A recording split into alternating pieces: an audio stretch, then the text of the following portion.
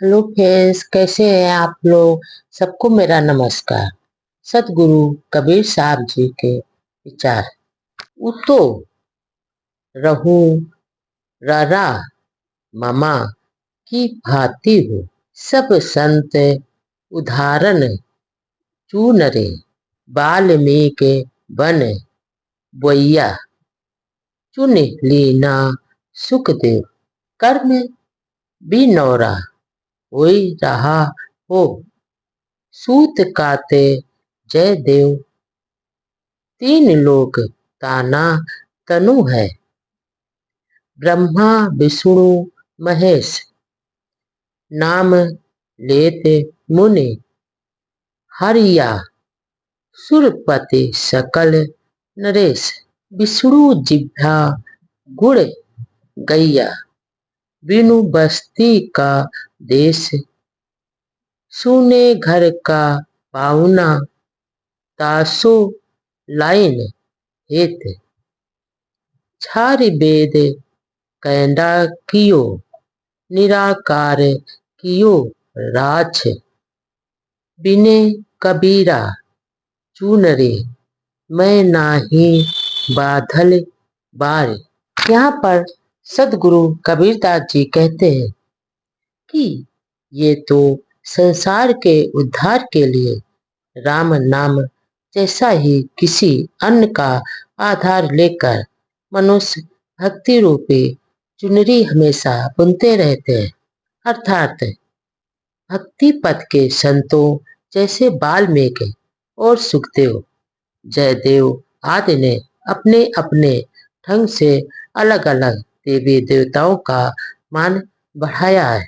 वैसे ही सर्वप्रथम वाल्मीकि ने आदि काव्य रामायण ग्रंथ लिखकर रामचंद्र के महत्व का बीज संसार में बोया है। यहाँ पर वाल्मीकि मुनि द्वारा बोए गए कपास को सुखदेव जी ने आकर कृष्ण भक्ति पर प्रकाश डालते हुए चुन लिया है।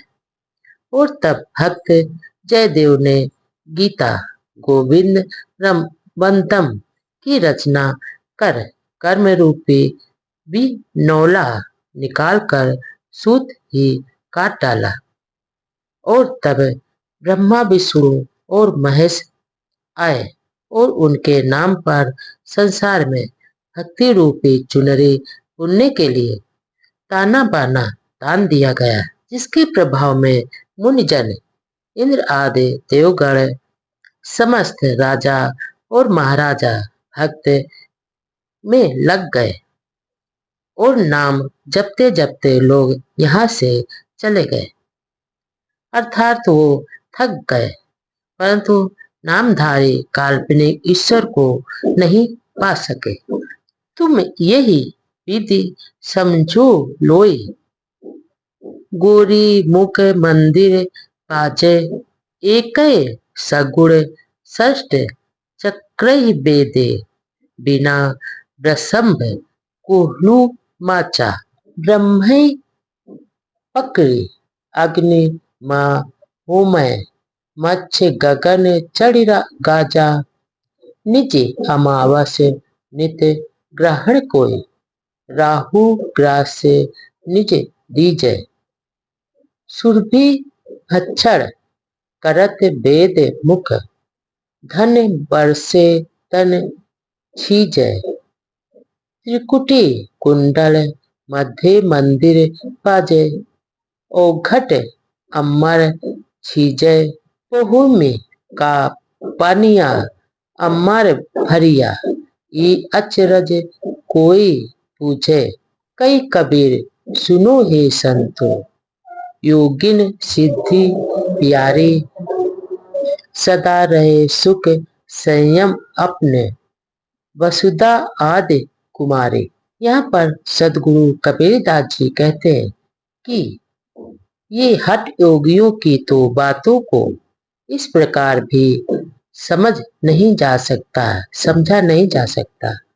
और वे कहते हैं कि कुंडली के पास नाभि में सदैव परा शब्द बजता रहता है, जो कि मुख में आकर बखरी बन जाता है और दूसरे शब्दों में भी जब योगी कुंडली जागृत करता है तो वह नाभि में ध्वनि होने लगती है और तुर्क आत्मक मन छह चक्रों को भेदता हुआ ब्रह्मांड में पहुंच जाता है। जैसे बिना बैल का कोल्हू जोत दिया जाता है।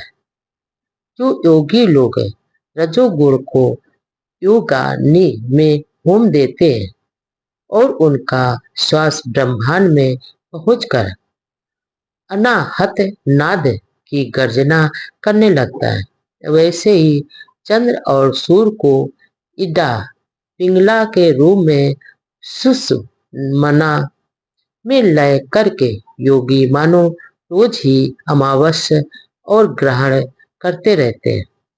मानो जैसे योगी प्रतिदिन ही राहु को भोजन कराता है और योगी अपनी जीभ को उल्टा कर यानी तालु मूल में लगाकर अपने श्रेष्ठ मुख से अमृत रूपी गोमांस भक्षण करता रहता है।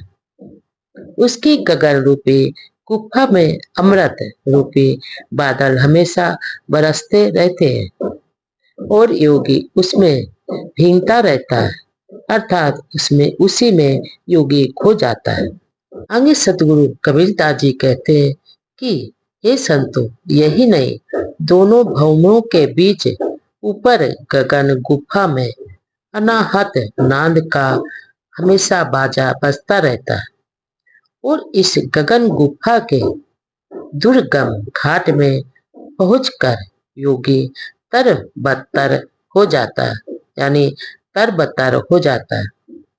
जिस प्रकार भाप के द्वारा जमीन का पानी आकाश में भाप बनकर उड़ जाता है, वैसे ही योगी पिंड के प्राण समेट कर ब्रह्मांड में कर लेता है और इसके बाद वह, परंतु इस आश्चर्य को वह बिरला ही समझ सकता है। आगे सदगुरु कबीरदास जी कहते हैं कि हे संतो, योगियों को लौकिक सिद्धि ही प्रिय है और असली सुख नहीं, जो कि मन के संयम से ही हो सकता है और वे हठ योग से नहीं, अर्थात हठ योग जो लौकिक सिद्धि पाने का प्रयास किया जा रहा है वह भ्रम मात्र है, क्योंकि यह वस्ता आदि कुंवारी कन्या है और उस किसी की वो नहीं हो सकती। वो लौकिक सिद्धि नाशवान है।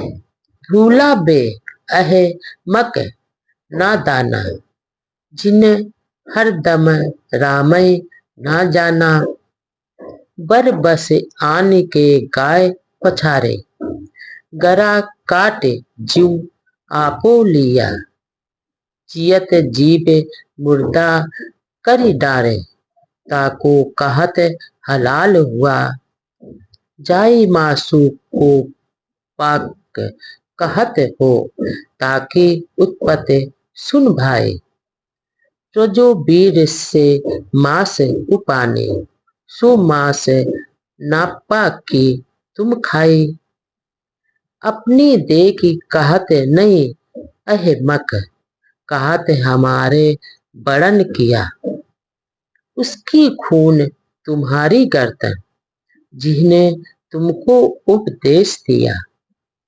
स्याही गई सफेदी आई, दिल सफेद अजहू ना हुआ, रोजा बाग निमाज क्या कीजे, हु जरे भीतर बैठी मुआ, पंडित वेद पुराण पढ़े सब, मुसलमान कुराना, कई कबीर दो गए नरक में, जिन हर दम रामय ना जाना। यहाँ पर सतगुरु कबीरदास जी कहते हैं कि हरे हट धर्मियों, जिसने प्रत्येक प्राणी को राम रूप में नहीं समझा, वह गहरे फूल का शिकार हो गया है। अरे जबरदस्ती गाय को घसीट लाए हो और पैरों को बांधा और बेरहमी से उसे छुरी लेकर गला रेत दिया है, यानी उसकी हत्या कर दी, अर्थात जीवित प्राणी की जान लेकर मुर्दा बना डाला और इसको हलाल यानी जायज कहते हो। जिस मांस को तुम पाक पाक समझते हो उसकी उत्पत्ति जानते हो कैसे हुई है? अघृणित राजवीर से ही पैदा हुई है और ऐसे नापाक मांस को तुमने खा लिया। अरे पगले, इससे तुम बेरहमी का काम क्यों करते हो? अर्थात ये गंदी चीज क्यों खाना क्या अच्छा काम है? अगर यह कहते हो कि हमारे बड़ों ने ऐसा ही किया है और उन्हीं का आदेश है, तो तुम इतना ध्यान रखो कि हत्या के भागीदार वे भी माने जाएंगे, जो उन्हें भी पाप कर्म की सजा मिलेगी और तुम्हारी गर्दन तो एक ना एक दिन कटेगी ही। आगे सदगुरु कहते हैं कि यह स्याही रूपी जवानी चली गई और सफेदी रूपी बुढ़ापा आ गया है, परंतु मन आज भी काला है। फिर रोजा रहने और पाग देने नमाज पढ़ने से क्या लाभ होगा? एकांत कोठरी में बैठकर प्रार्थना करने से क्या लाभ हुआ? अर्थात ये सब तो बेकार ही सिर खपाते रहते हैं। आगे सदगुरु कबीरदास जी कहते हैं कि पंडित लोग वेद पुराण पढ़ते हैं और मुसलमान कुरान शरीफ पढ़ते हैं, परंतु राम रूप को अभी नहीं समझ सके, जो कि हर प्राणी के अंदर बैठा है और जीव वध करते रहते हैं। इनकी अधोगति ही तो नहीं है।